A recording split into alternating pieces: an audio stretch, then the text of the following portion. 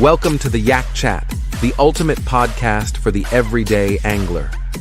Whether you're paddling, pedaling, or motoring in the serene waters, or casting your line into the heart of bass territory, we've got your fishing fix covered. We're about to embark on an adventure that goes beyond the surface of the water.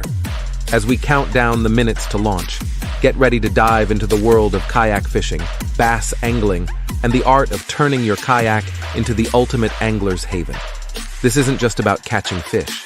It's about the joy of the outdoors, the thrill of the chase, and becoming the best angler and dad you can be. So, whether you're a seasoned pro or just getting your feet wet, join us on this journey as we navigate the waters of kayak fishing and fatherhood. Stick around, gear up, and let's cast off into another exciting episode of the Yak Chat, hosted by Bearded Dad Fishing.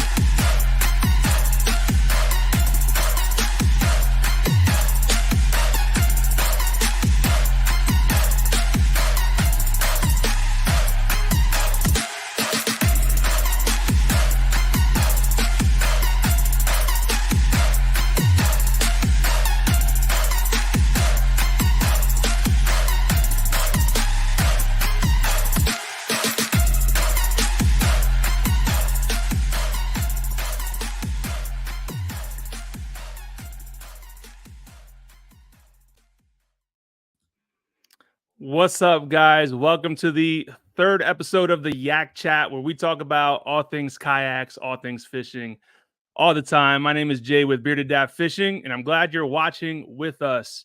We're streaming live on YouTube as well as Facebook, so wherever you're watching, I appreciate you guys. We're also streaming on Apple Podcasts and Spotify on demand, so if you want to listen later on when you're doing your groceries, your commute to work, working out, whatever it is, man, you're welcome to do that on there. And while we're on that, make sure you guys, if you're watching this video live, wherever you're at, either on my channel, Bearded Paddlers channel, or the Michigan Fisherman's channel, make sure you guys like the video because it gives us a boost on YouTube and definitely helps it get out a little bit. And same thing, if you're listening on Spotify or Apple Podcasts, leave a review because it surely helps us a lot. So today we have Andy, aka the Bearded Paddler, joining us along with his wonderful wife, Christina. And they've both been in the kayak realm for many years, recreationally as well as anglers. So we're excited to have them on. Andy also manages one of the largest kayak retailers in the Midwest. So we're going to be talking to him about that. And we'll talk to him about his YouTube channel as well, which is the Bearded Paddler, which has a lot of awesome information. So like always, this is an interactive show. So I want to hear your questions. We want to hear your comments and your smart remarks. So feel free to be sarcastic because that feeds us and it makes things funnier. And make sure you stick around to the very end because we're going to go over your dad jokes at the funny or crummy segment that we do at the end here. So around 9:15, we're going to read all your dad jokes. So make sure you guys submit them. I'm not going to read them when you send them, but I'll pin them. And then we're going to go over those dad jokes. And even if they're bad, they're still good because they're dad jokes. So you can't really mess those things up. Before we bring everybody on, just a couple housekeeping things. Make sure that if you guys aren't already part of the group, join us on Kayak Fishing Dads. We got over 18,000 members in this group from all over the world. So mainly the States, but we got guys in Canada, Mexico, Australia, New Zealand, etc. And it's a great place to share your knowledge, share your pictures, your videos, all that stuff. If you're a beginner, great place to get some knowledge. If you're already been doing this for several years, great place to share that knowledge as well and give some of the newer guys some of that confidence that took a little bit of time to build for us, right? So a couple new things that we have going on for the group Kayak Fishing Dads this year is we're doing regional meetups locally. So the idea is to get some local anglers together to meet that you might not even know they live, a couple blocks over from you because, you guys never fished together. So it's just a low-key event, no competition, just going out to fish and meet other guys. So far, we got 4 dates. We have April 13th on Lake Murray in South Carolina. We have May 11th in Pennsylvania, Lake Nockamixon. May 11th as well, so the same day in Southwest Indiana on Bluegrass FWA. And lastly, we have an event in Massachusetts on June 8th on Lake Singletary. So those are the 4 that we have. And if you're hearing those and you're thinking, man, I wish I had something local to me, hit me up if you want to host one of these events. Again, real easy, real low key. The point is just to get people fishing locally. I just need people to commit to be there, and you'll be the contact person, because I'd love to have this in the Pacific Northwest, in Texas, Florida, Alabama, wherever. Also, make sure you guys join Team Bearded Dad. We have the Knucklehead Bass Fishing Series back. So if you remember last year, Chad Hoover put together the Knucklehead Bass Fishing Series, and Team Bearded Dad came on as a team like maybe halfway through. And what this is an online tournament that happens for 4 months. So May, June, July, and August. So 4 months. And you sign up for a team that you want to fish with. Each team is spearheaded by some YouTuber that's in the kayak fishing or fishing realm.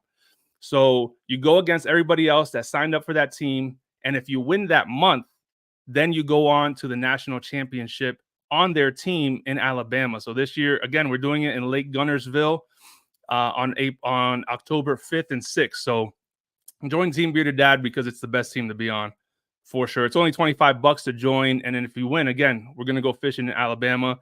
And they have prizes of guaranteed $10,000 in payouts. So that's just the starting point, which is really cool. And lastly, before we bring the guys on, just want to remind you that March 31st, we have Wendell Fishing coming on the Yak Chat, and we're going to talk to him about starting and growing a successful YouTube channel. So if you know anything about Darren, he's had a really awesome, successful fishing channel on YouTube, and he's been doing a lot of really cool things. So we're going to talk to him, talk about some of the challenges, some of the myths related to starting a channel, and we want to hear some of your stories about why you do a channel, if you do one already, what kind of obstacles you've been met with, and so on. So all that housekeeping stuff out of the way, we're going to get to the meat and potatoes.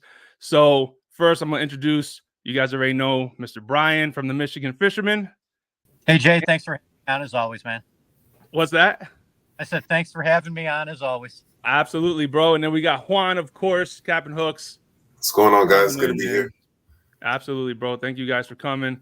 And there we go. We got Andy and Christina. Welcome, guys. Hey, how's it going, everybody? We're glad to have you guys. I'm glad to have another guy with a good beard on the show.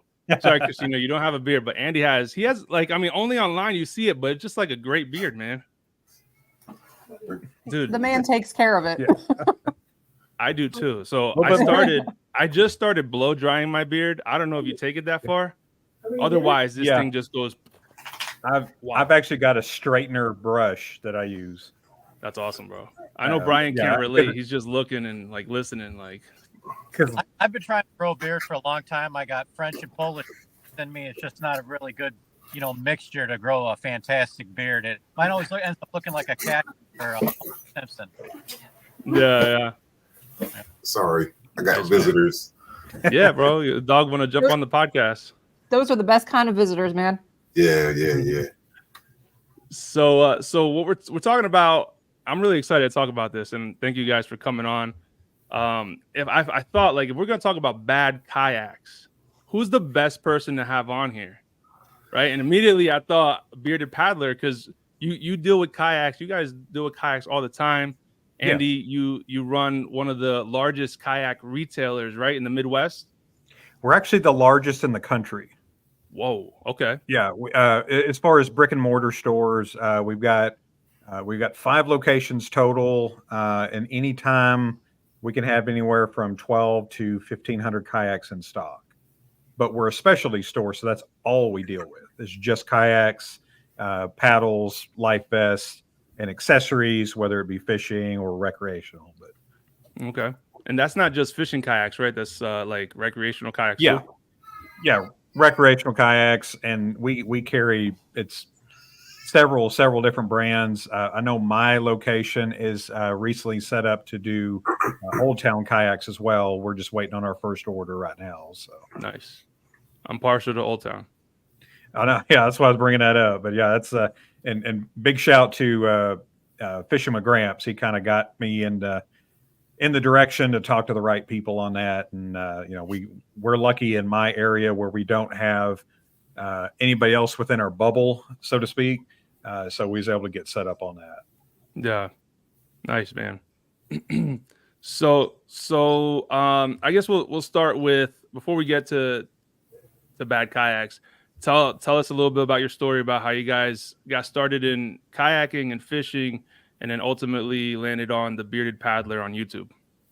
Okay, so me personally, I've been fishing pretty much most of my life.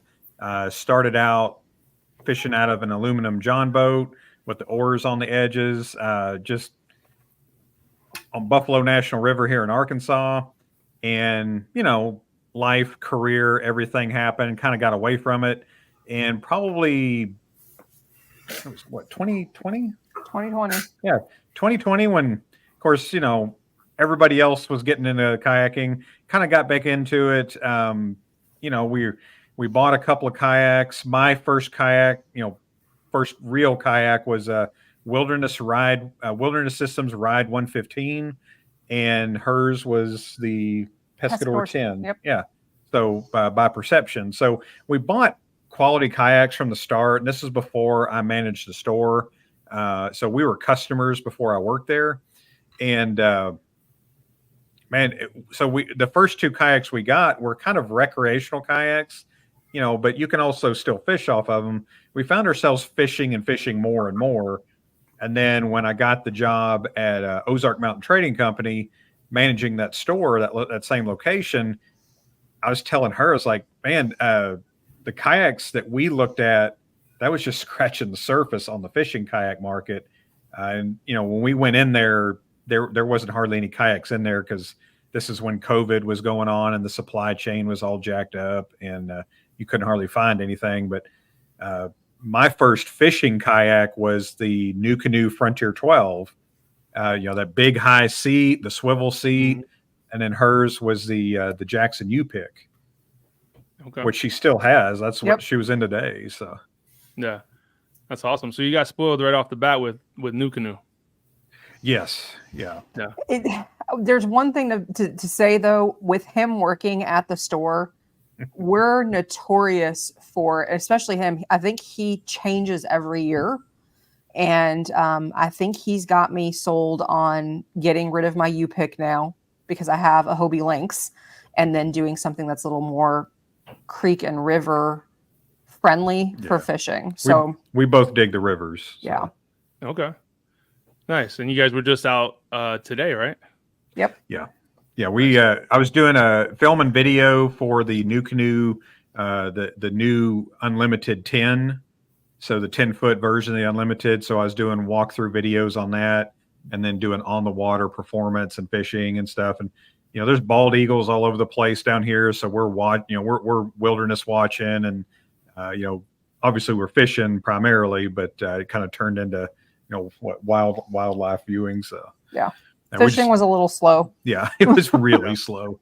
Wind really picked up. So yeah, I hear you. So like I told you guys before we got on, Juan and I went to Raystown Lake, and we went with our buddy Jake Stem, he's an Old Town pro staffer, and he was pre-fishing for a tournament. We figured we'd just tag along and do some fishing.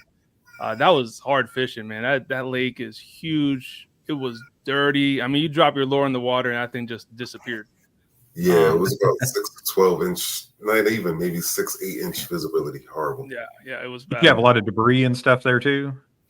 Yeah, it was mixed up. They said they had tons of rain over the last couple of weeks, and then on top of that, my electronics just completely. I was totally blind in there. So, anyways, I got to enjoy the day and enjoy the nature, but fishing was not part of my story. No electronics, man. That's what we call kicking it old school now. Yeah, man. I mean, now it's weird how much you rely on that stuff and you don't think about it. Yeah. I fished a couple years without that stuff, and I go out there and it just doesn't turn on. I'm like, what do I do? Like, where do I cast that? Yeah. So we were doing the paddle depth finder today, just dipping the paddle down in the water. I was like, oh, okay. It's like we're in about 2 or 3 foot of water, or like, holy crap, it's not even a full blade of water, so we're way too shallow. But it was stained enough to where it was maybe a foot of visibility. So it wasn't chocolate milk, but it was pretty stained. Again, just top water wasn't hitting. She missed one just using a little paddle tail swim bait. I caught a catfish on a crankbait and a gar on a crankbait, and then caught a little 8-inch bass on a little paddle tail like she was throwing. And so it was extremely slow because we fished a good 8 hours. It was 8 hours of fishing today. Yeah, full work day. Nah, it's better than being at work though. That's for sure. Yes, it is. Yes, it is. Yeah. Right, we went out there, and it was, in fact, that like horrible chocolate-colored water, and I didn't know what to do. I ended up going super shallow. There was like a wall bluff, and I got lucky. I caught a decent bass. I'm so not used to. I have a brand new catch board, and I should have put it on the catch board and take a picture of it, but I didn't. I did hold it up for the GoPro, so I have like a pull from that. But I was lucky enough to grab that, and then I was kind of like focused in that area and got distracted, and then I decided to move towards catching up to Jay and Jake, and I decided to throw a deep diving jerkbait and just troll on the way over there, and I caught my very first walleye. So that was really cool, super awesome experience, and you can't, first time being on a lake and beautiful. It's like what is that, Jake? Jay, it's like a river style lake, right? Well, yeah. So they dammed up the Juniata River.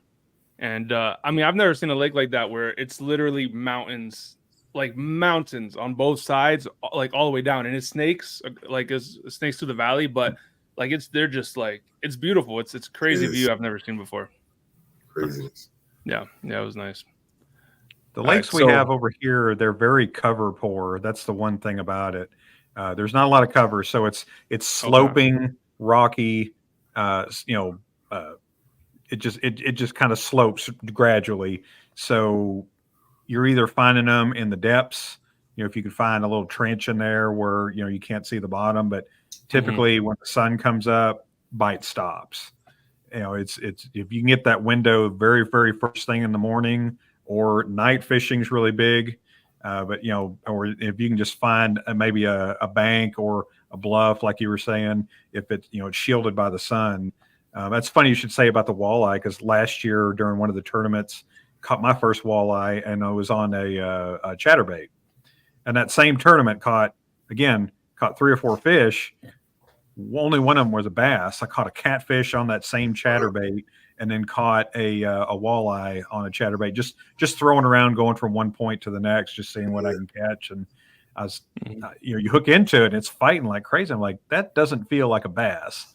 And then you bring it up, and I'm glad I had some needle nose with me. Man, no, yeah, there was a dude. He said he caught a muskie on a chatterbait as well. Wow. So yeah, I haven't caught one yet. No, well, when you do tournaments, that's when you're going to catch everything. But everything that other than a bass, man. Yeah, crappie, everything. Yeah, it's rock bass, bluegill. Yeah, over here it's pickerel. Pickerel are like the scourge of the earth over here. They're everywhere. Yeah. But yeah, man. So all right, so let's get into the meat and potatoes here. Talk about bad kayaks, man. What really grinds your gears when it comes to like these kayaks that you would consider bad, right? I know. So we were talking before we got on how that we're gonna hurt some feelings. So my intention is not to hurt anyone's feelings. So if you guys have a cheap what you would consider a cheap kayak, right, or whatever, no shots fired at you guys. But just like cars, we're not gonna say all cars are good because it gets you from A to B. No, there's some cars that are better than other cars, better equipped for the mission, right? All right. So first question, that was just a disclaimer. After this, if your feelings get hurt, then they get hurt. I said my sorries already. Yes. So what grinds your gears as far as kayaks? Like, what do you see the most that kind of aggravates you when it comes to like features, brands, or like companies that are not really for the kayak angler? For me, it's marketing. And you saw a lot of it during COVID. There's a lot of what I call internet marketing. So people are inside, they're not going anywhere, they're not doing anything, and they're thinking about getting out, RVing and kayaking, and whether you got a stimulus check or you got 2 or 3 of them, you had some money burning a hole in your pocket unless you needed it for emergency stuff. And a lot of people went kayaking with this, and so you couldn't find a lot of stuff. And I recognize that not everybody's got a large paddle shop in their backyard. They can just browse through. And the 2 kayak companies that I deal with more than any are Pelican, which is everywhere. They're one of the largest manufacturers on earth, and Ascend. So Ascend is made just up the road here in Springfield, Missouri. They're made by Tracker Plastics, which is owned by Bass Pro Shops, and they're just everywhere. And I feel like a lot of these kayaks, and I'm not just trying to pick on Ascend here, but a lot of the kayaks are marketed in a way that I feel like fools people into thinking there's something that they're not. And again, if somebody's in one of these kayaks, like Jay said, man, more power to you if you're happy. But a lot of people buy those, and then after a few months, they know they need to upgrade. Well, if you buy one of these, cheaper kayaks, and then you upgrade later, you've spent more money in the long run. And me personally, I would rather see somebody get a quality used kayak for their first one rather than buying a new cheap kayak, because you're going to spend about the same amount of money, and the used market bubble has burst, especially here locally. And I'm sure it's all over the country. Everyone went out and bought these kayaks. There's people that didn't really use them a whole lot or at all. And there's so many of them out there for sale that it really drove the price down quite a bit.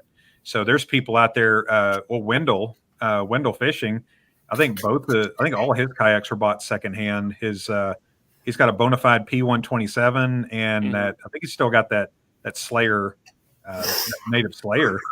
Both of those were bought used, and you could probably buy those 2 kayaks now even cheaper than he did. So there's quality stuff out there for the budget friendly someone looking not to spend a whole lot of money. But the biggest thing that people need to realize is that shop for your need, not necessarily your budget.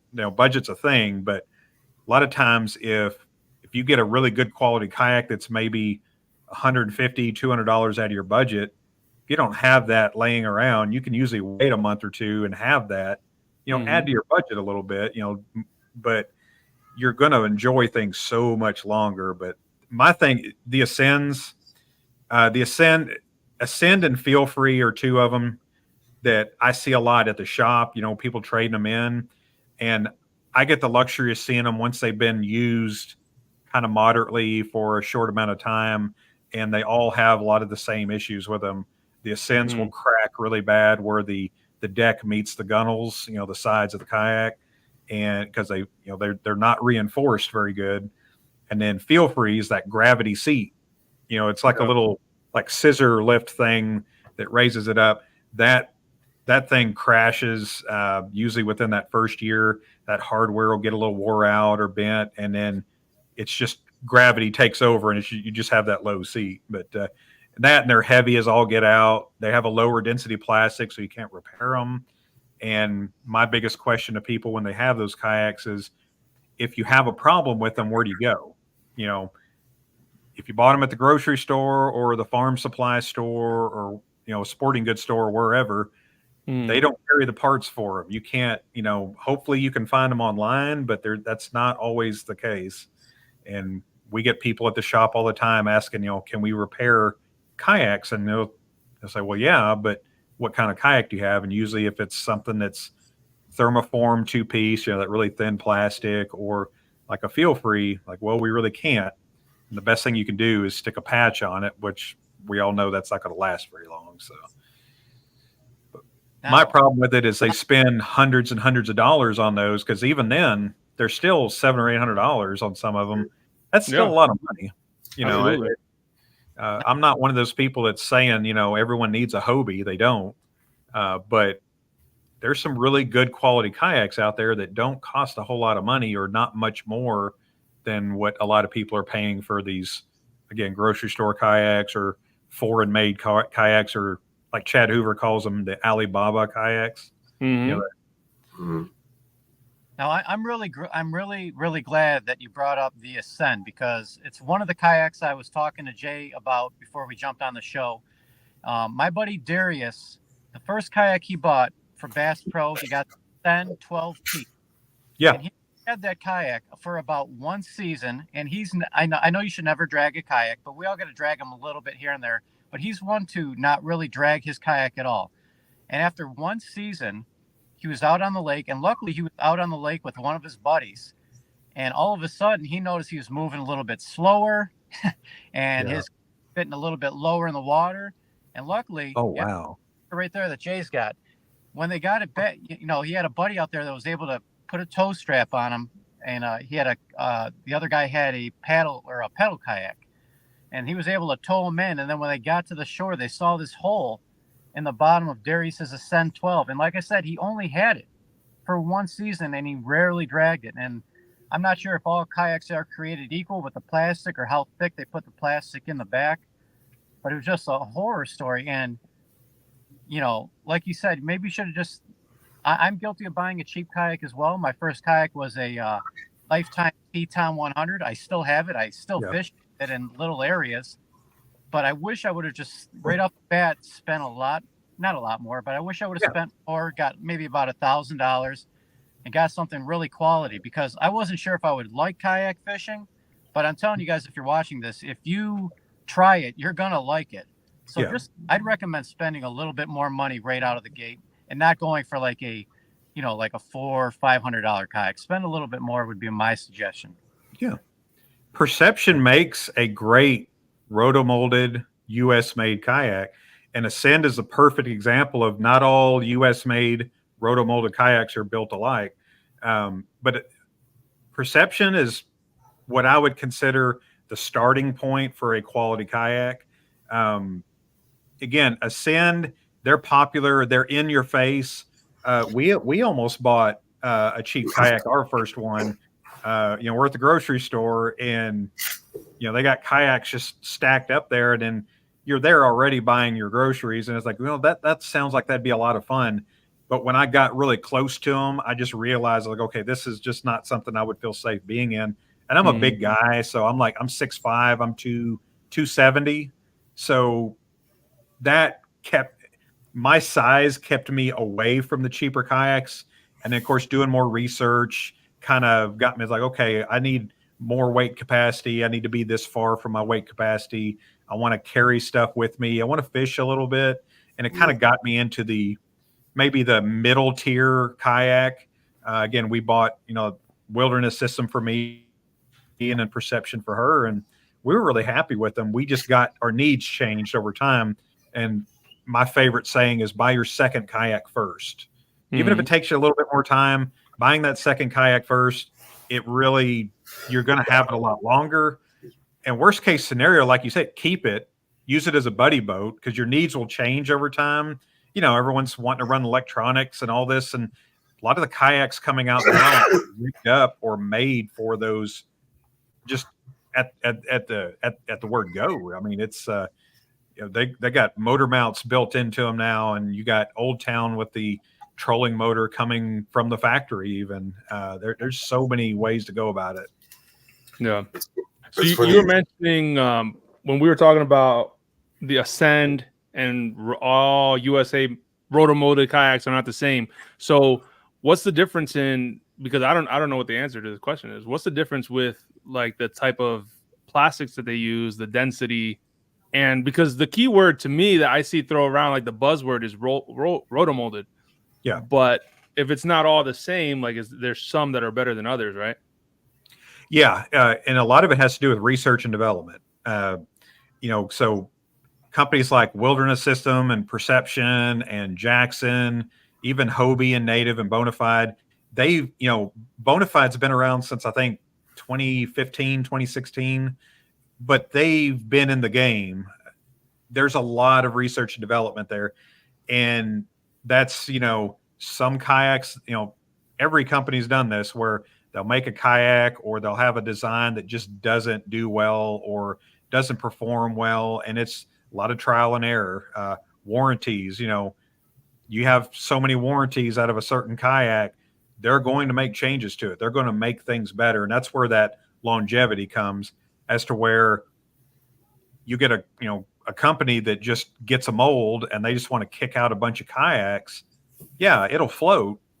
And yeah, it was made in US, and yes, it is roto molded, but your whole design, the design of the kayak itself, and your high end kayaks are what you consider high end. If you look at the design of them, you can see, how they're going to perform in the water. This one's going to it's going to cut through the water. It's going to track really nicely. It's going to have good stability. Ascends they look like they're more stable than they really would be, or they look like they're more stable than they are. They look really flat and just, they don't look like speedboats, but you thought, well, they're stable and they're comfortable. And a lot of the people that a lot of our customers, and I've been in one, they're just not, I think they're built only on primary stability, but once you lean it so far, you don't have that, what they call secondary. Yeah. And then the boat just flips out from underneath you. And I've been on the Ascend, that 133, that tournament, Ascend kayak that you see them putting the motors on. And I absolutely hated it. We traded for one, and I took it out on the water, and it was a comparison video between the Perception Outlaw and the Ascend 133. And she was with me, and man, it was the slowest paddling kayak I've ever been in. I've got a guy that works for me. He weighs like 150, 160 pounds. When he stands on the deck of that 133, the deck just caves in. Like there's no reinforcement. There's no blocking on the inside of it. And what he was saying earlier is where it meets the side. We noticed that when he was standing on it, is it just, you can see that it's going to crack right along the side just simply because of that weight on top. And I mean, he weighs less than I do. So yeah, that's kind of the big thing is I'm on board with him with the Ascend because of the flexing in the deck that we've seen. And I think it just has to deal with, because you asked the question about the material. I think it has to do with the thickness. Yeah. How thick is that plastic that they're using? Because we've even seen it on some of the ones in the shop, is when something went wrong with the mold and the plastic was thinner in a spot, we would see cracking there. Yeah. Gotcha. I just wanted to say real quick, it's funny that you guys are making these comments about the Ascend, because originally we have a Cabela's in our region. We actually have, and I didn't know this until I looked it up, we have the biggest Cabela's here in Hamburg, PA. So that was cool. So for my first couple of experiences going there, I was just amazed with the place. And they have these kayaks lining up the outside. And before I had anything, I would see the Ascends there. And I was super attracted to the Ascend. And I thought that was something I was going to like. Me and my wife thought it was super cool. And kind of like you said, you do a little bit more research over time. And then I think I went inside and they had an Old Town sitting around. And I was like, oh, I kind of like that. And Well, my first kayak almost was a Ascend because, again, same thing. Walked into the Cabela's and they have a wall of Ascends there. And I didn't know pedal drives were a thing until my buddy told me about it. And then I jumped into the rabbit hole and it ended up with Old Town Sportsman 120 PDL. Which I don't regret. Look great. They're camo. They've got a decent frame seating on it. It's just the platform that it sits on. It doesn't seem to hold up. And sun, it does a crazy thing to plastic. So, if it's exposure, it'll brittle it down, and the Ascents just don't seem to last very long at all. And I was laughing earlier. Dana, she said, "I see so many beards on the screen, but someone didn't get the memo." Sorry, Brian. Sorry about that, man. I saw that go across the bottom there. I got a little bit. Got a little bit. You got a little bit. Got a nice shadow going. Yo, real quick. So like you were saying, as far as like the stability, as far as you could look at a hull and see like, it's not going to really. I remember going out with Jay, and I was a canoe dude.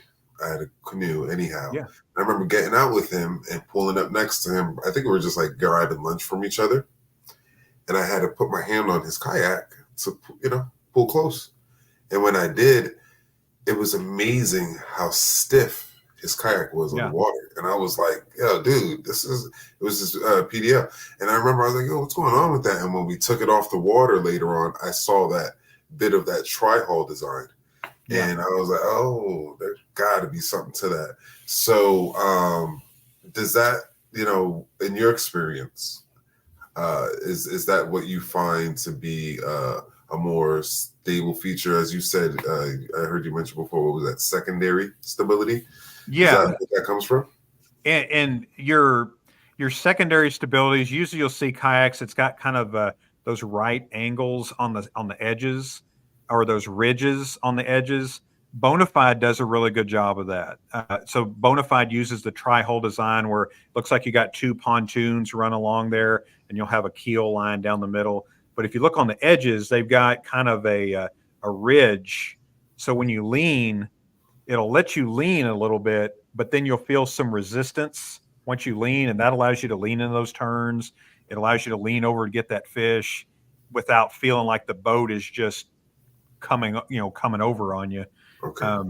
Some companies do primary really good. Some companies do secondary really good. There's some that do both pretty decent, but it's with kayaks, it's always a give and take. So stability, if you're given to stability, you're usually taken away from your speed and paddling. I know a lot of people are doing like motors and stuff now. If the kayak you're putting the motor on doesn't paddle very well, the motor's going to be working that much harder for it. You're not going to get the speed on it. So that's why it's a really, really important that I always tell people is the Ascend, the 133. It's like, yeah, you can put a motor on it. It's designed to put a motor on it. But if it's the slowest thing out there, putting a $1,300 motor on it, which costs more than the kayak itself, you're getting about 3.5 miles an hour tops. And you can get more than that out of a decent paddle, a pedal drive kayak, and spend probably less money that way. So that's always the thing I tell people is, they got a good package price with the motor and the batteries and all that. But if your foundation is going to crumble underneath you, it doesn't matter how big the house is. You got a lot of quality products on a kind of a subpar foundation, and it's just not the best thing. And I think you're right to the idea, like with like those other components, because you get the little kayak, then you get, let me get a motor. Okay, now you want to get a battery, but you don't want to get an AGM, so now you're into a lithium, and now you see the prices. Now you need a charger, and then you want to, you know what I mean? And it starts getting sketch, and now you're like, but can I use this to charge my fish finder? Okay, but I don't want just a Striker 4. Should I just get the Striker 4? Should I get like a 7? You don't know where you're at with things, and so things start getting out of hand quick, and then it progresses really quick. Yeah, then you're like, I can't even wire this well. This doesn't look that discreet. This, you're like, whatever. Not many options for modifications, all that different stuff. So, all things to be considered. So we have a question from. I'm sorry. Go ahead. Our garage is testament to that of the things that we have tried that have failed. Yeah.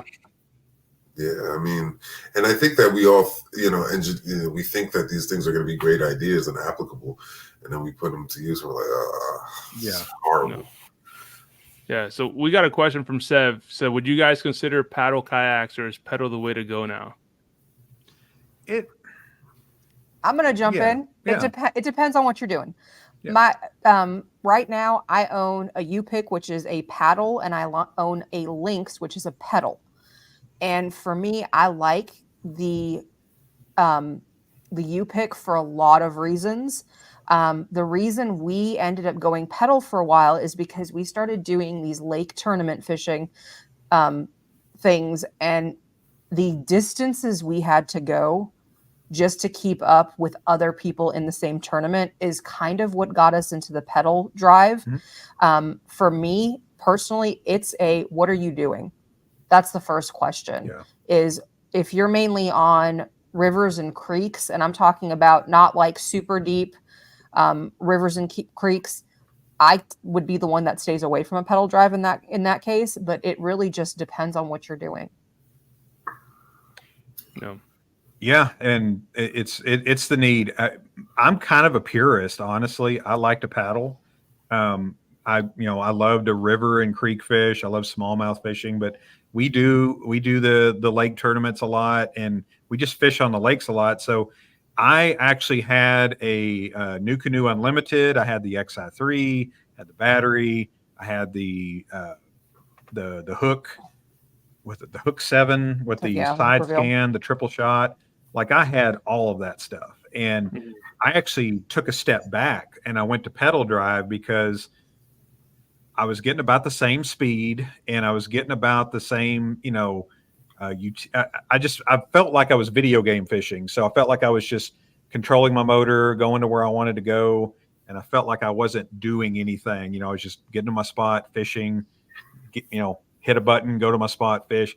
And I like having control. I like, kayak fishing is it's a much more intimate experience. You're controlling your boat. I like to steer it. I enjoy the pedal drive a lot more. Yeah. I understand the motors. I do. Spot lock is a game changer, and I love that part of it. But I missed having control of the kayak. And, I've got a kayak that I use for rivers and creeks, and I've got a kayak that, we use for lakes. So pedal drives are definitely not dead. I know that's kind of what Alex says on his videos there, or just kind of in a joking way, but pedal drives are kind of the Titan X from Native, which is pretty much kind of the most modern kayak, the newest thing out there. It's heavy as all get out, but that is one of the best pedal drive kayaks I've ever been in. Stability, riggability, maneuverability, like all of it. Getting it from your truck to the water and back is a different story because that 12.5 is 172 pounds. But that's also when people ask me, hey, why doesn't this company put this on this kayak, or why don't they do this? Well, the more stuff you start adding, the more the weight goes up. And Native did that. They just put every single thing on a kayak. You got motor mounts on the front, the back, you got access plates, you got aluminum gear track, you got reinforced hull on the bow and the stern, as well as the sides. If you wanted to run your wheel transport system, you got a swivel seat with a metal frame. Like, it's got everything on it. But man, it's heavy because it's got everything on it. Yeah. Do you find with the pedal and the XI3 combo, do you like the ability? Like, how do you like that spot lock situation? Is it really productive? I've been considering it, and it is. And with the XI3 specifically, it's lightweight, and now it's a 12-volt motor. So with that motor, you're going to get about a 100 amp hour battery, but the lithiums are getting cheaper. There's a lot more competition out there. So it's not just Dakota and Amped, even though they're great companies, but their batteries run about $600 to $800 for a 100 amp hour battery. But there's a lot of companies making lithiums for, your off-gridders, your solar power. So there's a lot more competition out there. The spot lock for me was a game changer in windy and choppy conditions. You get to your spot, you hit a button. So I fish really slow. Okay. I'll get to a spot and I will just fish the mess out of that spot. I'm not one of those guys that burns up and down the bank and just fishing really fast. So if I see a spot that looks fishy to me, I like hitting that button, and I like throwing a couple of different baits, fan casting all around me. And then, I can move down to the next spot. Yeah. The problem with the motor and the pedal drive is the cost. So if budget's not an issue, there's a lot of guys that do it.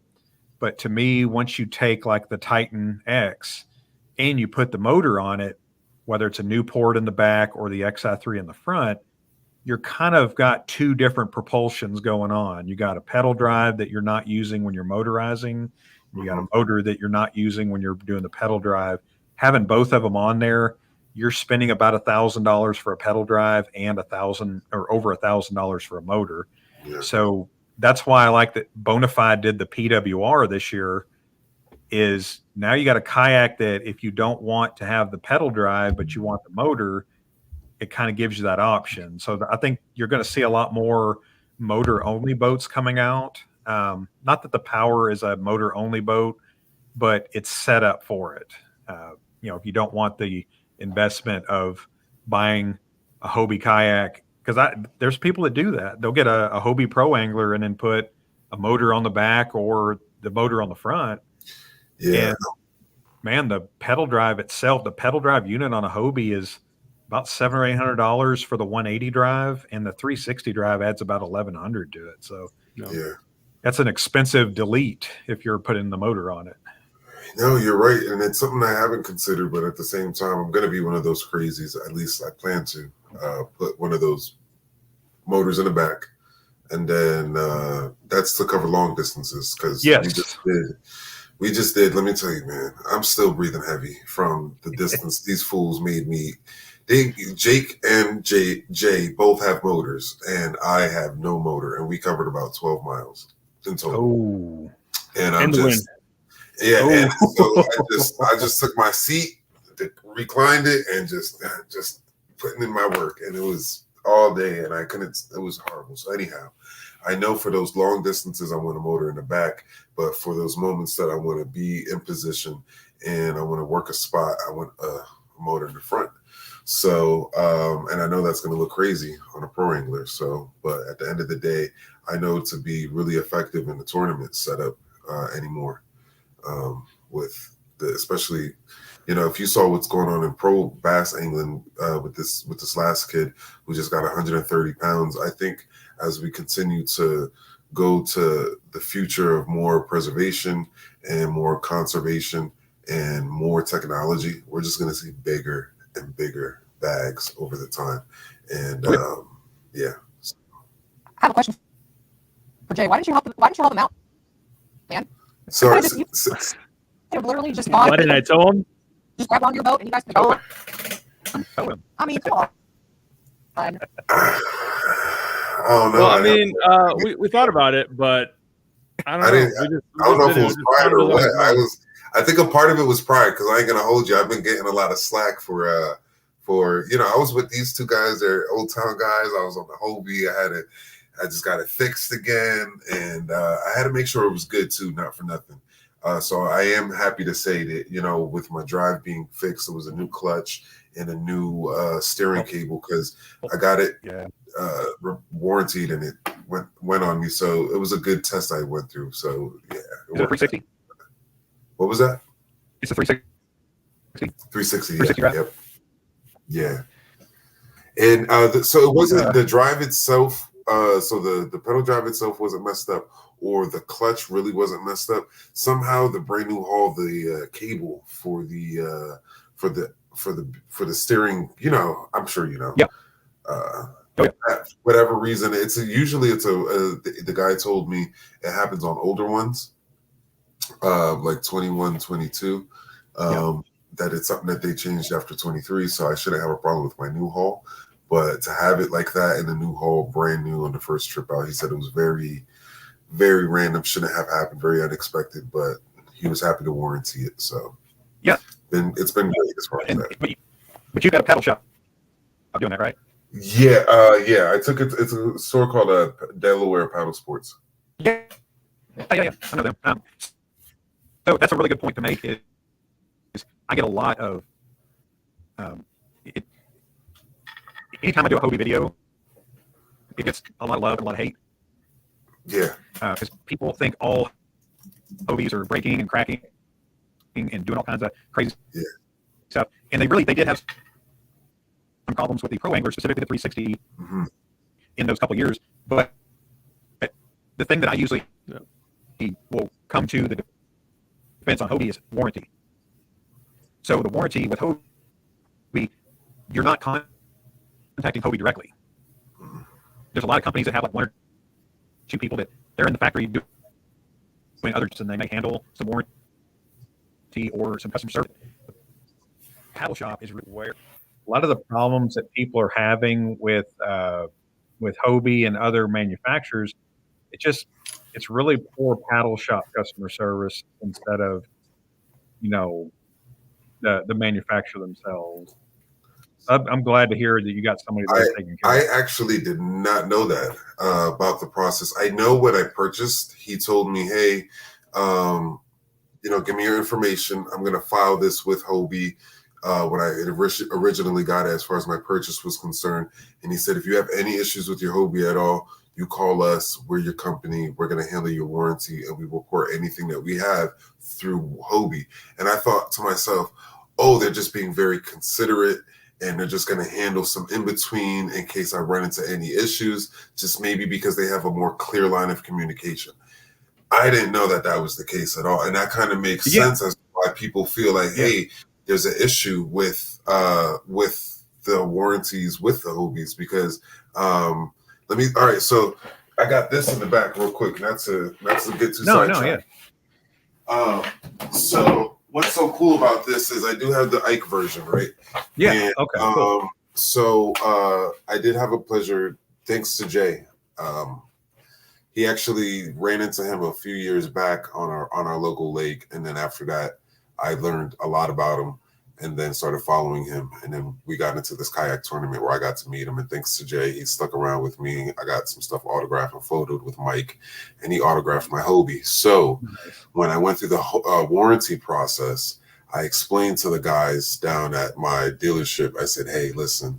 I know you guys are doing great. You're going to replace my hull, and I really appreciate that. But I need you guys to look out for me and allow me to keep my hood." And they're like, "Why do you want to keep your hood?" And I was like, "Because Mike Iaconelli signed it." And I was like, "Sir, I need this." And so big, it's huge. And then they let me strip it of everything as well, too. I got extra 8 trails, all that stuff, because as far as Hobie was concerned, they were just going to trash it anyway. So they were really all we've cool. got to do is just drill holes in it and send pictures to Hobie to verify that it's been disposed of. Yeah. But that's why I don't like seeing kayak companies go direct to customer. Is it doesn't help out the customer at all doing that. And a lot of times your local paddle shops will give you better pricing than a lot of the stuff you see online, but they're going to give you a much better service experience and warranty experience. Because if you buy a kayak on Amazon, Amazon's not going to handle the warranty for you. And just like if you have a Ford or a Chevy, you're not going to call Detroit for your warranty. You're going to go to your dealer. Yeah. And now I'm not saying every dealer, every retail shop out there is the best. During COVID, everybody wanted to get into the game, and there's a lot of them that's kind of gone belly up, unfortunately.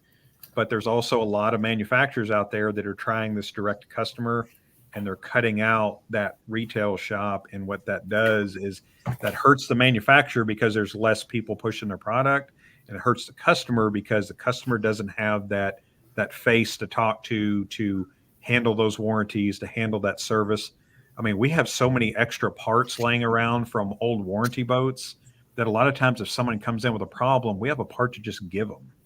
I mean, it's not something that cost us any extra money, but it's part of that customer came in, they're spending, thousands of dollars on this stuff, and you want to feel like you're valued and you're taken care of. And I love that you got, again, Delaware Paddle Sports, big shout out to them there. But there's a lot of companies like that are going out of business or really close to it because there's not as much support out there for them. And that's kind of where my frustration with the kayak industry has gone. Is some companies do it really well. New Canoe is very good at supporting their local retail stores.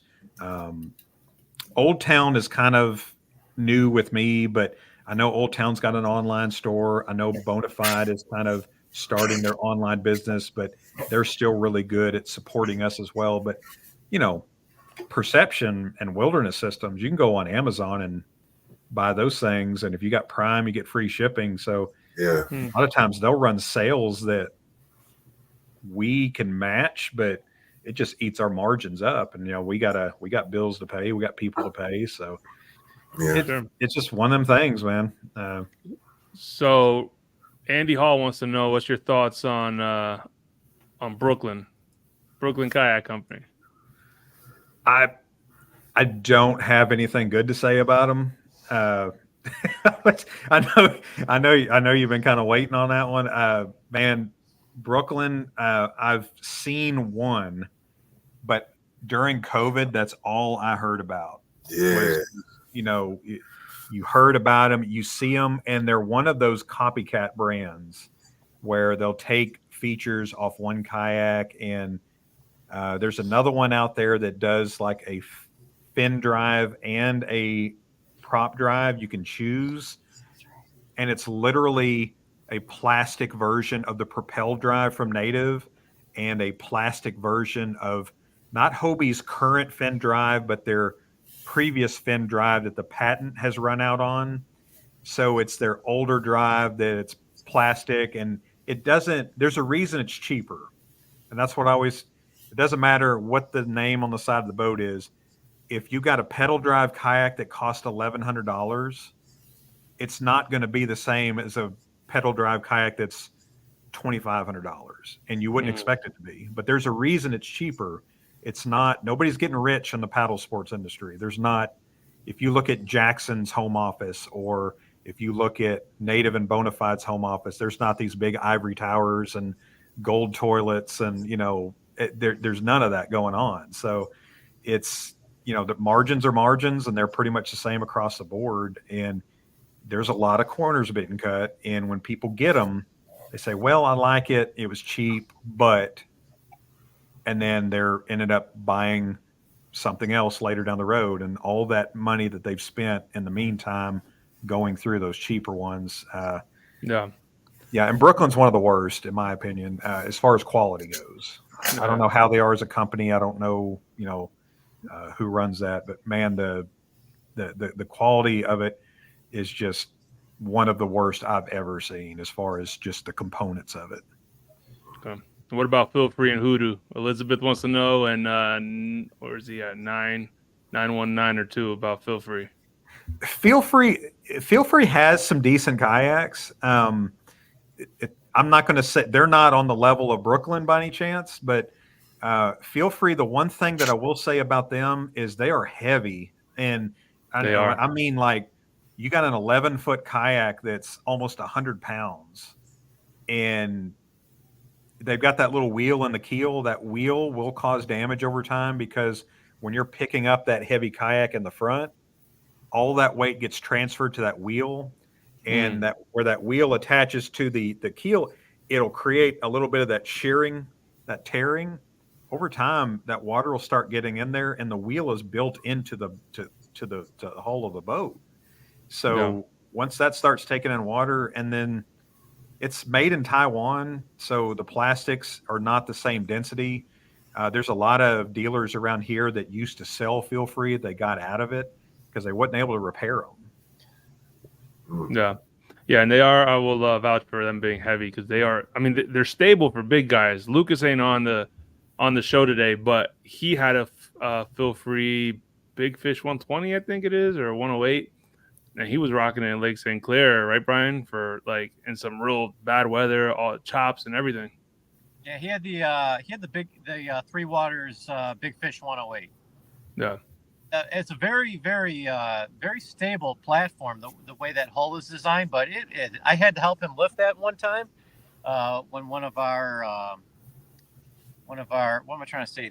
We were towing it on a cart, and the cart, something happened with the cart. We had to lift that thing, and that thing is extremely heavy.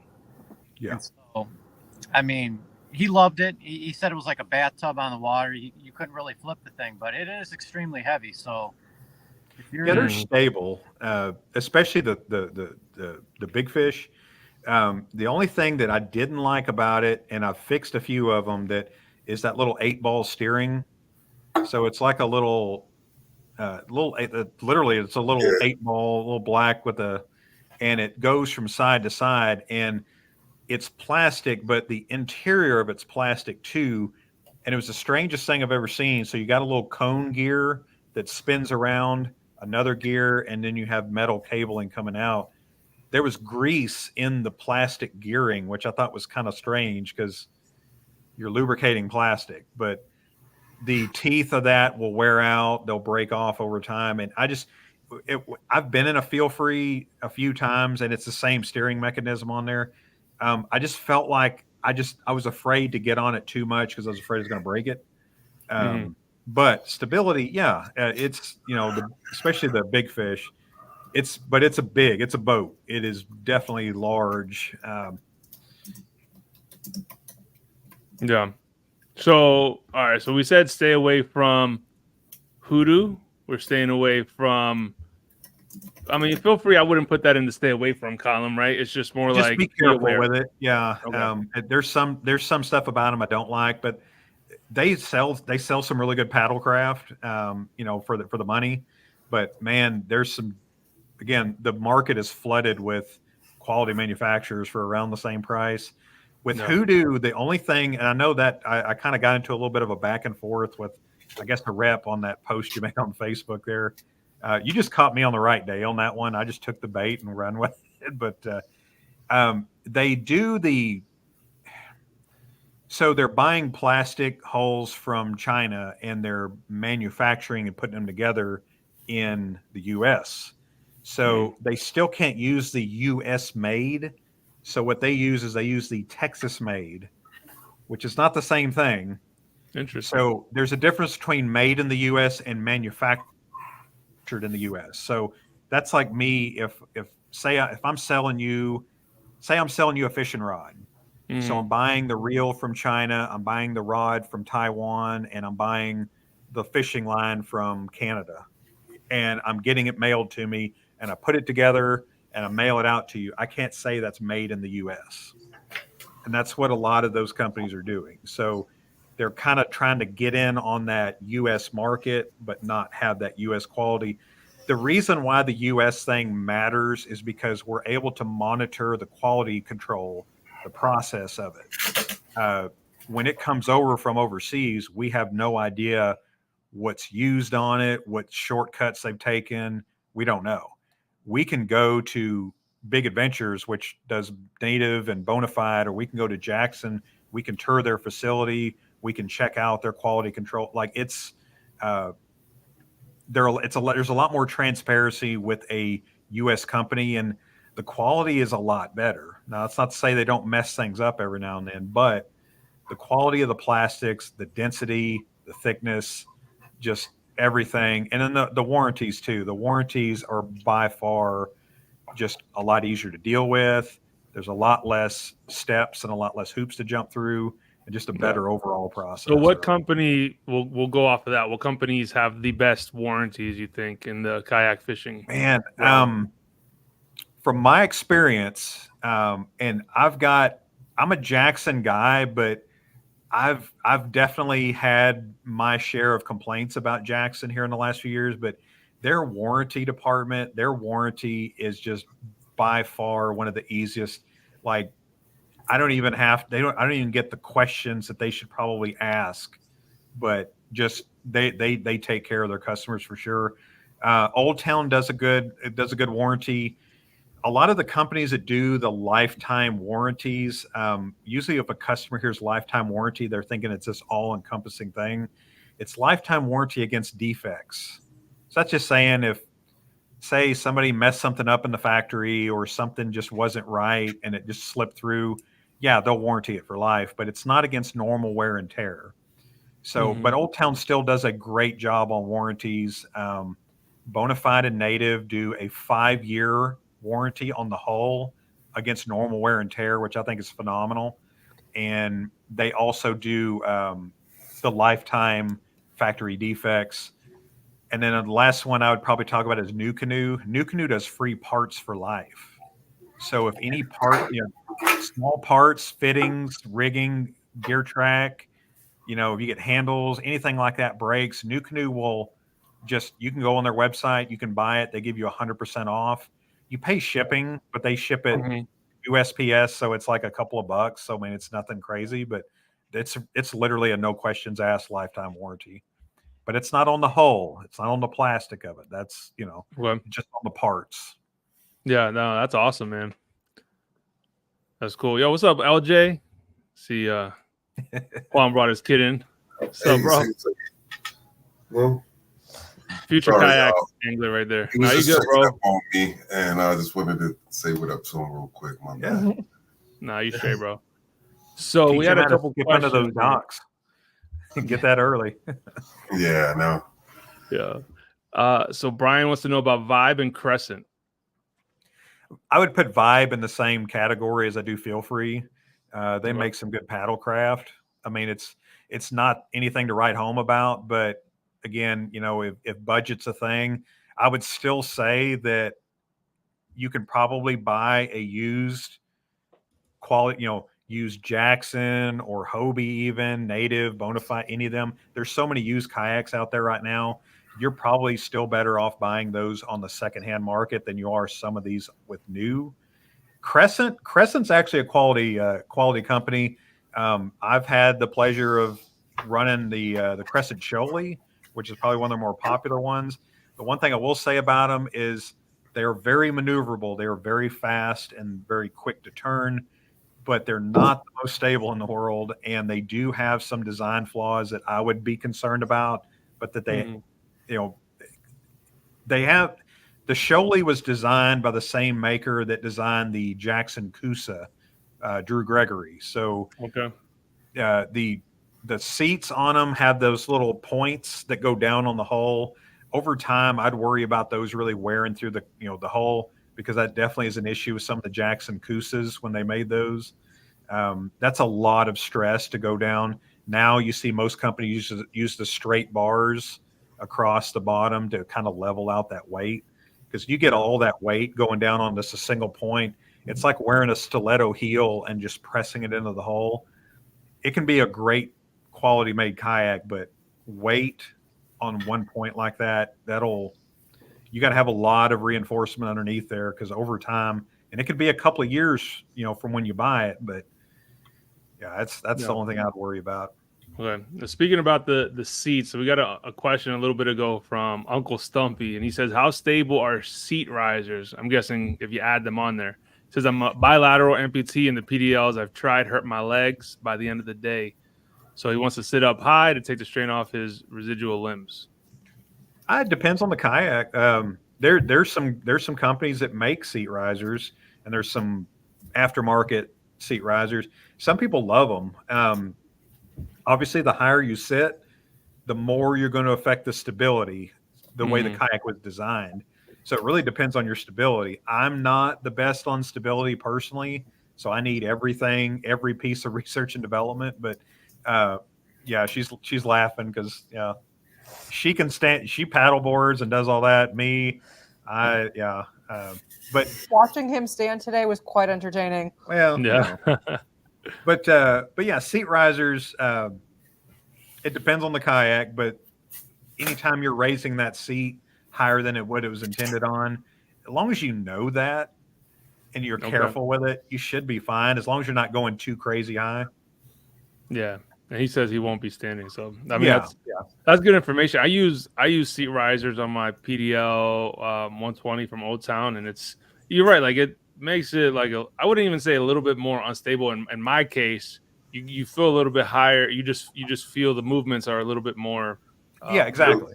Like top heavy.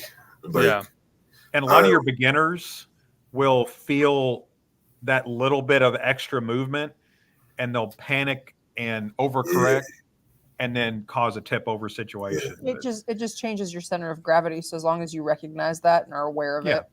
Yeah, absolutely. It's funny because on the Hobie there's a pull, like a pull tab. It's called a kickstand. Yeah. So originally, I think it's always on, more or less, unless you take it off. But so more or less what's happening is, so when you sit up on it, you're already propped up. And if you get into like rougher waters, it starts getting a little sketchy and stuff like that, and you would feel a little more stability. You literally just sit up a little bit, you pull this tab, and your seat is going to sink, and it's going to lower your center of gravity. Or if you want, you could ride like that too, normally. And so, I don't know. Is there any other companies that have options like that where the seat is adjustable? Yeah, high-low seating is pretty. I wouldn't say standard on fishing kayaks, but it's pretty common on a lot of them. And that's what I was going to say was like a lot of people, when they have the high-low seat option, a lot of them prefer the higher seat Yeah. and they just stay in the higher seat and you get used to it. It's Yeah. not a big deal. But if you're used to that really low position and you go up higher and you're trying to do things like you were before and not used to that, yeah, it's like I had a dog with me the first time I had it was the U-pick, yeah, and she was a little nervous on the water, and I'm in the high position, just kind of seeing how it feels, and like I definitely felt a little bit more tippy, but once I got used to it and I knew, kind of that feel, I wasn't in that panic mode. I was fine with it. So. Okay. Also, too, guys, when you get your new kayaks, don't be afraid to get up in something like super shallow. Wait till it's warm. The water's warm enough to bring an extra pair of clothes with you and just get up on the side of something real shallow, something safe that you don't have nothing crazy in it. Just get in there and give it a little bit of a test. See how far it gives without tipping yourself. That way you could get a boundary, a basis for yourself. So you could see, okay, nothing past this. Because you are going to run into instances like, like you were saying, you're going to want to reach over for a fish. Maybe you get your lure stuck and now you want to pull yourself over and you're trying to get yourself getting some better leverage off this twig, not anticipating this, whatever the case is. So just, don't be afraid to, feel that out. Or do a controlled dump. Oh, we always tell people too. Do that too. Yeah, just get in a controlled environment where you're safe, because a lot of times people don't know how they're going to react if they get dumped out of their kayak or practice getting back in it. And a lot of times, if you know your limitations of your kayak, like you said, you're not going to panic, or you're going to know your limitation. Don't put your head outside the side of the kayak. But a lot of times people don't find out how they react until they actually get dumped out of their kayak and they're in moving water or they're in an open lake. And, that's another thing too, just knowing what you need to do, whether it's hold on your kayak and keep your feet back or, actually, get back up in it. So. Yeah, because I can imagine people start to, all right, I was in a situation one time. I was doing the Native has a power hour tournament, and thankfully they come to our region and I fish on Nesesky. So I was in a scenario where I had went into like this off branch area. I actually did catch a fish my first time catching a river smallie. So that was not technically, but in the tournament setup. Yeah. It wasn't big enough to get me on the board. I think it was actually, just barely big enough, like 13 and a half inches. Anyhow, trying to work my way back up against the current to get back to the main river. And I didn't anticipate how much strength was coming through this little and how much it was pushing off. And so I try to get to the deepest area, but that was also the strongest area. And as I try to make my way back up, even with my nice, Hobie scenario, it didn't mean a darn thing. I got up in there and I tried to get up against that current and I got enough sideways. I couldn't do anything about it. And now I'm pretty much going straight sideways. And there was a huge downed tree. Now, if you guys know, the Hobies come with collapsible underparts, I'll say. Yeah. Because I don't feel like going through it all, but the collapsible underparts. And thank God for that. Because essentially what happened was I got turned sideways and I get over to the tree. And I remember I grabbed onto my seat and I braced myself and I held my breath because I said, oh, I'm absolutely tipping over. And I just remember like, this is about to suck. I'm holding on. I just remember hold on to my kayak and just that's it. You're gonna lose a lot of stuff. Hold on to the kayak and it's gonna get shallow. Because I knew after that point it got super shallow, so I was gonna run into nothing. So I said, all right, you're just gonna take a ride for a second and that's it. And you got a long way back to the truck and it was cold. That's all I remember telling myself. And I get over it and it just kind of hopped over. And I remember telling myself, oh, thank God. But nonetheless, if I would have even gotten just the tip of it over enough where that current would have gotten over onto my thing, I would have definitely freaked out, try to stop, try to do all these different things. Yeah. And so, yeah, that's a lot to consider, man. It's a freaky scenario for sure. Yeah. Cool. All right, we're gonna do one more question here. I don't know what Brian's doing over here. It's super chat $5. You said lifetime Tetum. Right? Is that how you pronounce it? Teton Gang. Yeah. Teton Gang. No electronics, all skill. We also had Lucas. So if y'all know, Lucas is part of this podcast too, but he decided to set this one out, but he still sent $5 over through a super chat. So we still love you, Lucas. How do you do that? I don't. You have to do it through YouTube. Oh, okay. I don't know. I never send a super chat, man. I'm on a budget. So I have to go on YouTube while we're doing this at the same time. Yeah. Okay, I can't do all that. No. Well, if anyone feels like super chatting wherever you're watching from, what's up, man? Yeah, word. Where did the proceeds go? No, joking. Yeah, right. So a question that I saw come up a couple of times, and I think Liz is the one that asked it here. Inflatables. Seems that I've been hearing a lot about inflatables. NRS has like one that's really popular. Yeah. And more people are coming out. Like Boat has a ton of them. What do you guys think about the inflatables? Are they worth it? Like, what kind of market do they serve? So Jameson Redding got me turned on to the NRS CUDA. So it's KUDA. They sell it in a 10.6 and a 12.6. I took the 12.6 out. I absolutely loved the thing.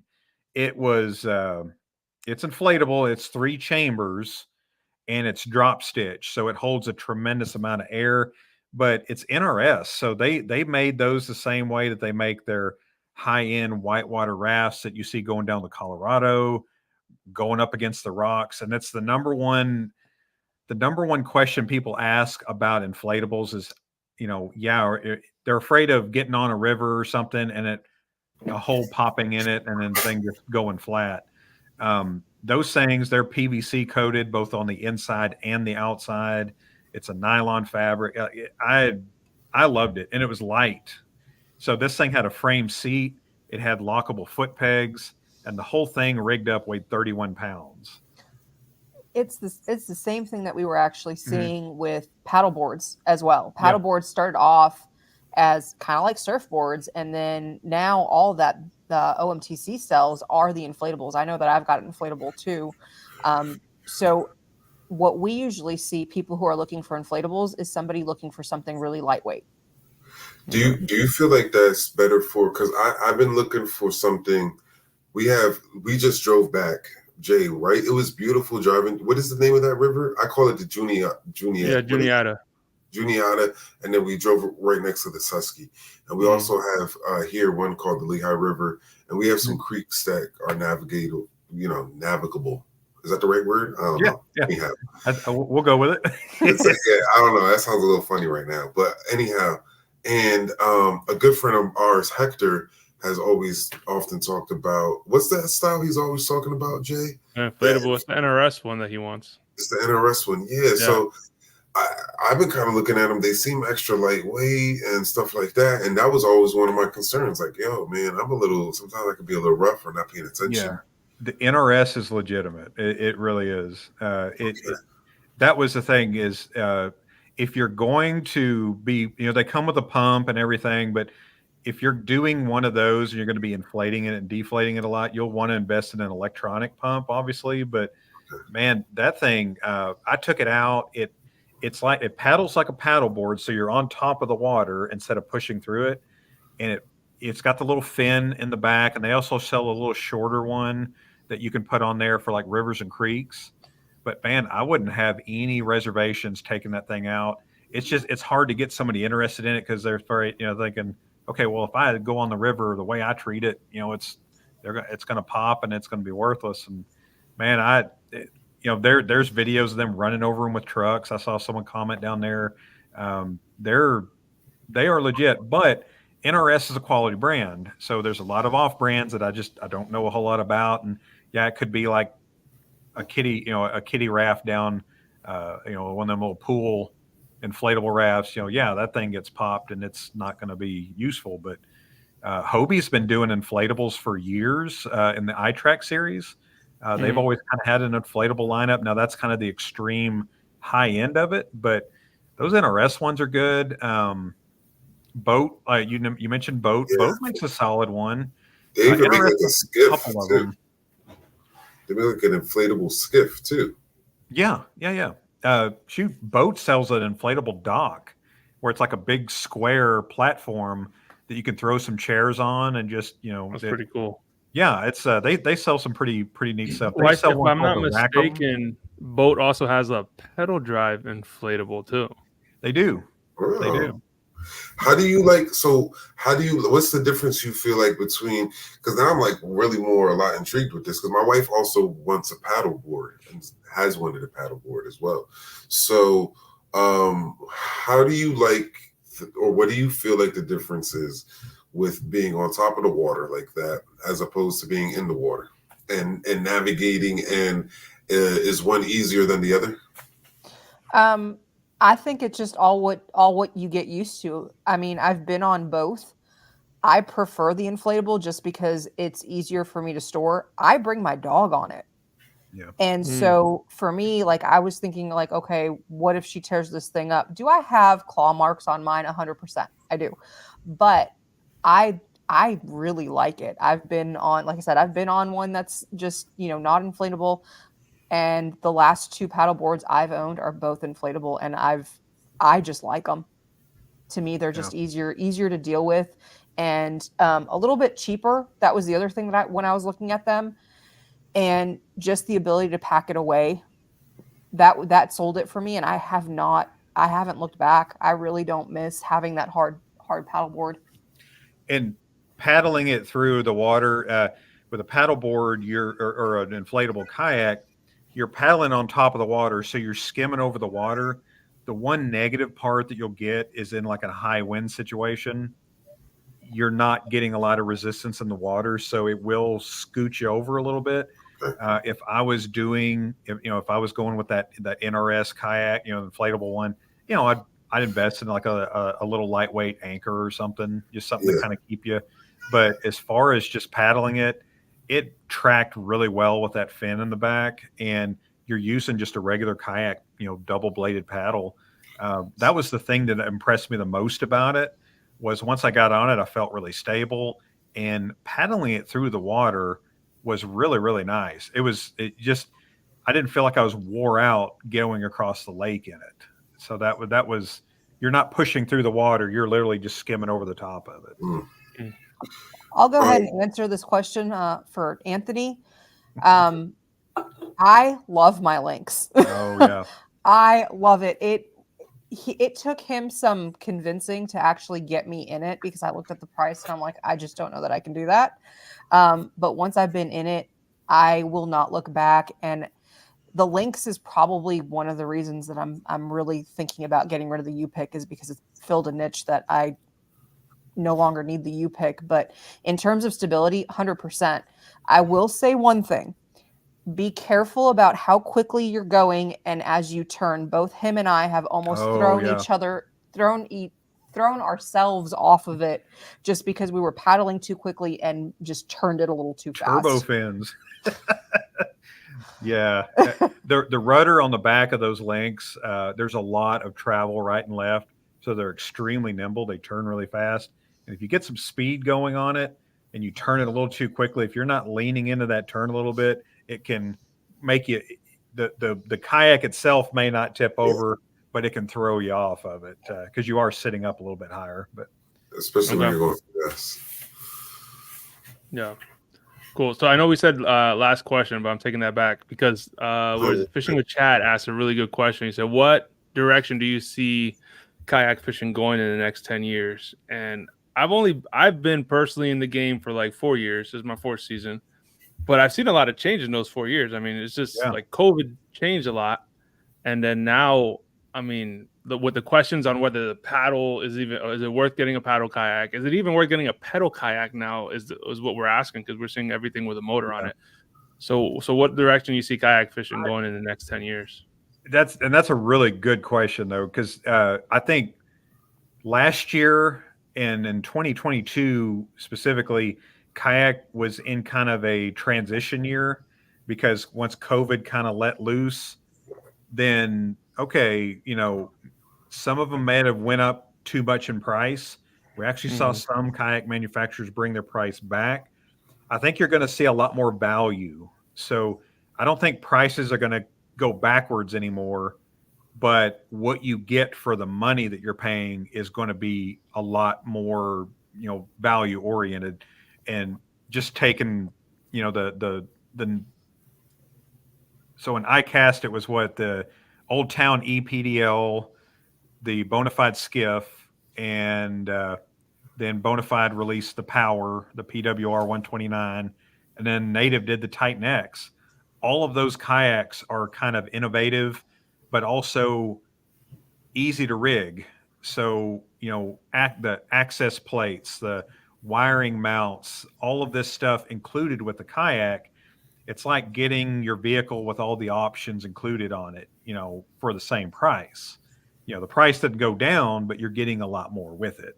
For that same reason, I think some companies are in danger of being left behind for not doing that. So these companies have got to know that they've got to adapt with the times and adapt with the needs, because kayak fishermen, Bassmasters is doing a kayak tournament series. So it's growing, and the whole forward-facing sonar debate, whether you love it or hate it, it's here. Yeah. So I think you're going to start to see, especially in 10 years, we're going to be laughing at the stuff that we're doing today. That's what I think. I think you're going to see, it wouldn't surprise me to see more integration in the next 3 years of forward-facing sonar. Yak Attack is already in production of a forward-facing sonar mount. Railblaza already does one. So there's a lot of stuff out there, but I think there's going to be more stuff. It wouldn't surprise me with more, maybe another kayak model with another company coming from the factory with the trolling motor, or a trolling motor option, or a pedal drive or motor option. You know what I mean? So you're going to have more options. You're going to have more value, which that's a good thing. But, Hobie, in my opinion, is still number one, but the gap is not as big. And but that's good. That's a good. My opinion, the kayak industry needs Hobie. If Hobie was not there, or if Hobie was number one, you wouldn't have everyone chasing it. It would just be, okay, this year this company's number one. This year they're like the Alabama of college football. It's just, they've got the best pedal drive, the most efficient. They've got you're in a pro angler, so if you use all the features on that pro angler, there's a lot of value on that. Yeah. Not everybody needs all those values, so not everybody needs to buy a pro angler. But if you do, which I did when I had one, I used every inch of it. I used the retractable transducer mount. I used all of that stuff. Yeah. But you're going to see a lot more of that on kayaks moving forward, and you're going to see a lot more innovation. Maybe not anything that just blows the door off the industry, but just easier to do it yourself. You don't need a professional to wire your kayak. Yeah. It's going to be more plug and play, I think. That was so funny you said that, because that's exactly what I'd like to see more plug and play.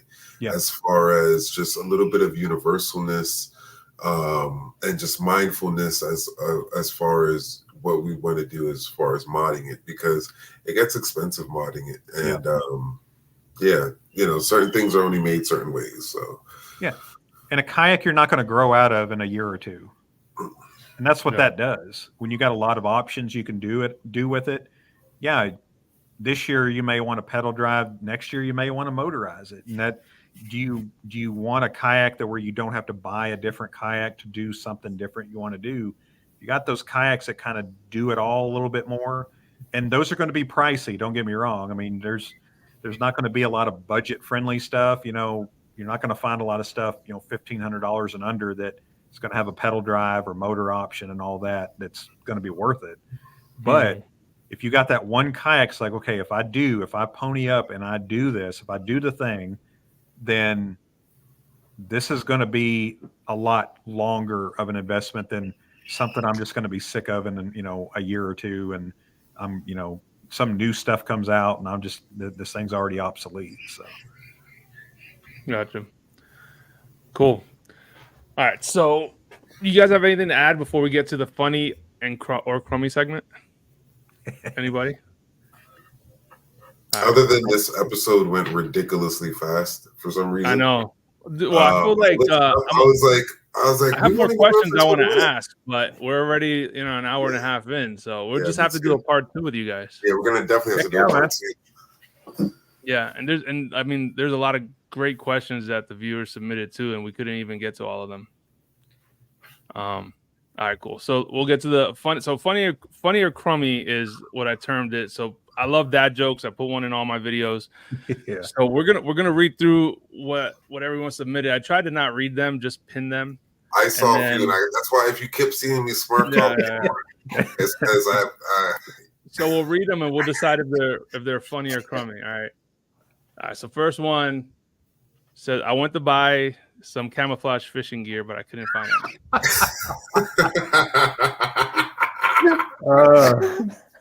I think I'm a kind. The worse the joke is, the more the funnier it is to me. That's what I love about them. Like dad jokes, like bad ones are good. Yeah. All right, and then Sly Fox, he said, "What do you call a fish wearing a bow tie?"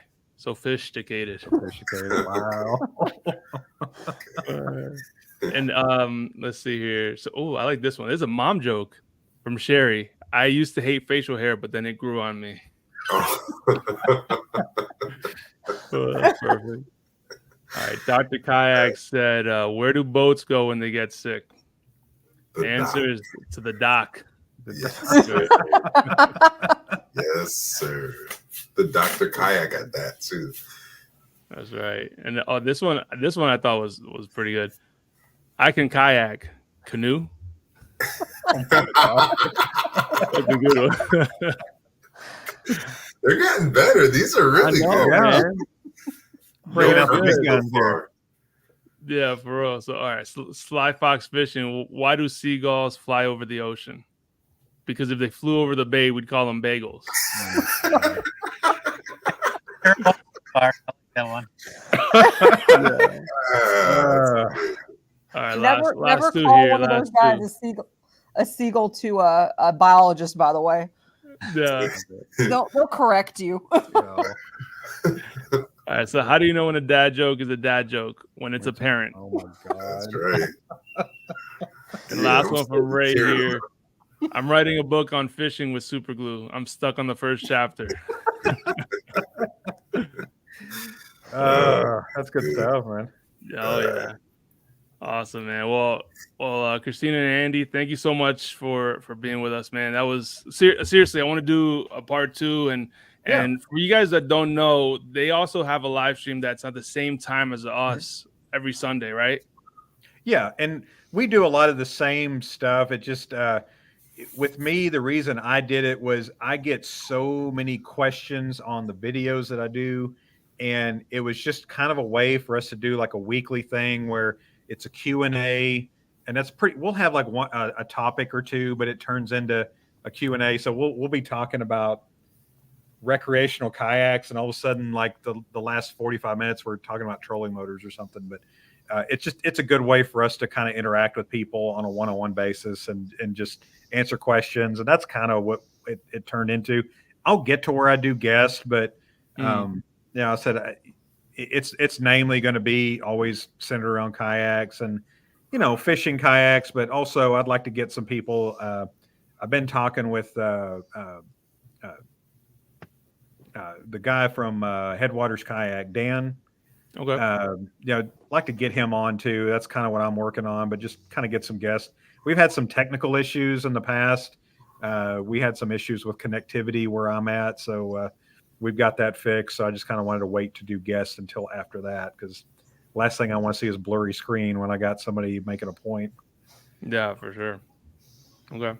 So, and then they can find you guys on YouTube under the Bearded Paddler, Instagram, and Facebook as well, right? Absolutely, man. Awesome. Well, again, we appreciate it. Thank you guys for joining. Thank you guys for watching. Juan, Brian, thanks for joining as well. And just real quick reminder, next episode is going to be March 31st. We're talking to Darren from Wendell Fishing on how to grow and start a successful YouTube channel. So that'll be all, guys. I appreciate it. Thank you again. Till next time. Peace and God bless.